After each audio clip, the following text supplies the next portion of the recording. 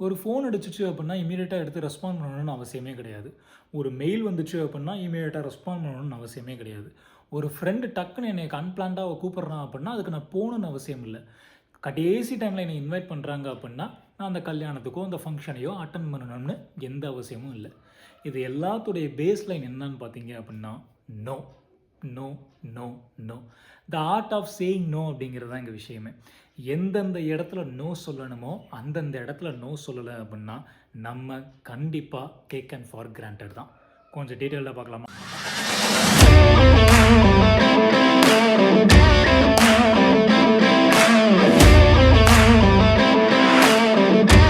நம்மளுடைய பவுண்டரி வந்து ஸ்ட்ராங்கா, ஹெல்த்தியா இருந்துச்சு அப்படின்னா, நம்மளுக்கு என்ன வேணும் அப்படிங்கிறது நம்மளுக்கு ஆட்டோமேட்டிக்கா தெரிய வந்திருக்கும்.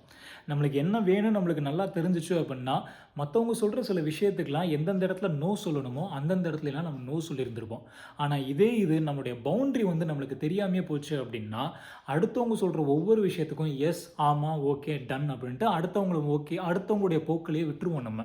ஸோ இது சின்ன எக்ஸாம்பிள் என்னென்ன சொல்லணும், எப்படி சொல்லலாம் அப்படின்னா, இப்போ ஒரு மேரேஜ் ரிலேஷன்ஷிப்பில் எடுத்துக்கிட்டீங்க அப்படின்னா, அவருக்கு என்ன வேணும்னு எனக்கு தெரியாதா? அவருக்கு இட்லி தான் சாப்பிடுவாரு. இட்லி வெயிட்டர் நீங்க இட்லியே வைங்க அவருக்கு.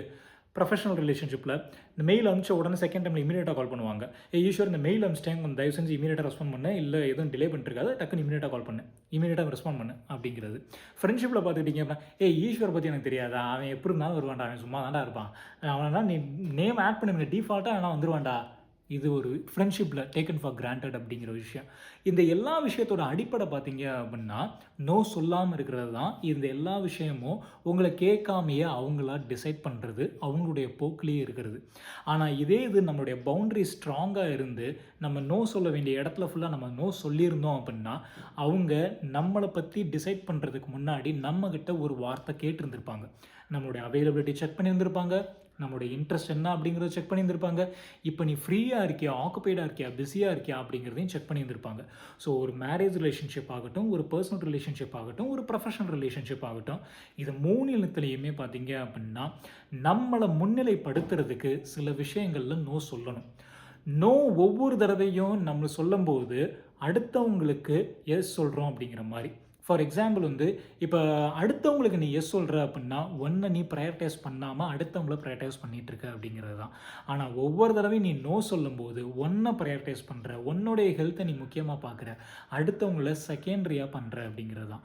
ஸோ பிஃபோர் அடுத்த பெர்சன்ஸை நீ முன்னிலைப்படுத்துறதுக்கு முன்னாடி, ஒண்ண நீ முன்னிலைப்படுத்தணும் அப்படின்னா, நோ கண்டிப்பா சொல்லணும் அப்படிங்கிறது தான். சரி, ஓகே. இந்த நோ சொல்றதோடைய மேஜர் ரீசன்ஸ் என்ன அப்படின்னு பார்த்துக்கிட்டீங்க அப்படின்னா, ஒரு 3 கேட்டகரியா வந்து நோவ வந்து பிரிச்சுட்டாங்க.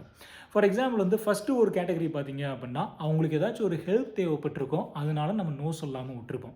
செகண்ட் கேட்டகரி பார்த்தீங்க அப்படின்னா, அவங்களுக்கு நம்மளுடைய கம்பெனி தேவைப்படுது அப்படின்னு நம்ம நினைக்கிறது.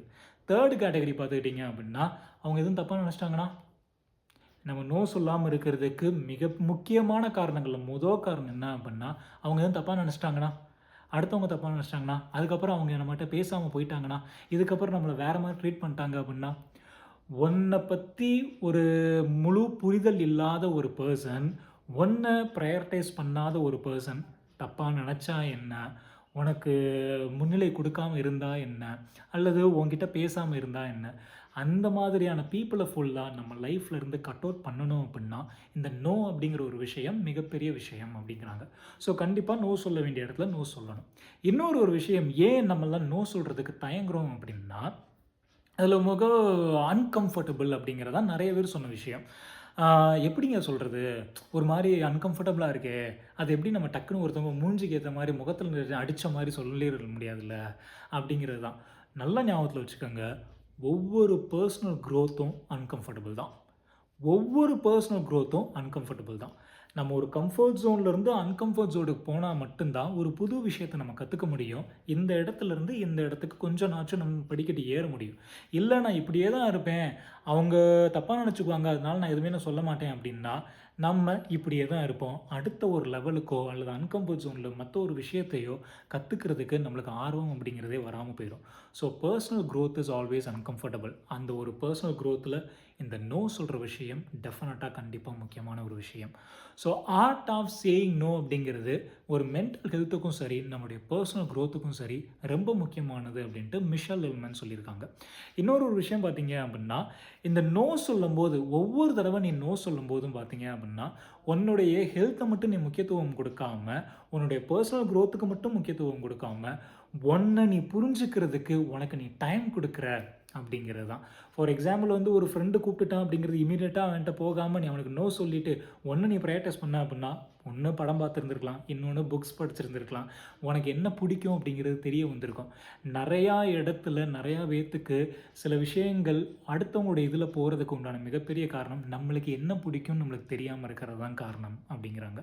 ஸோ நம்மளுக்கு என்ன பிடிக்கும் அப்படின்னு நம்மளுக்கு தெரியணும் அப்படின்னா சில விஷயங்களில் நோ சொல்லி தான் ஆகணும்.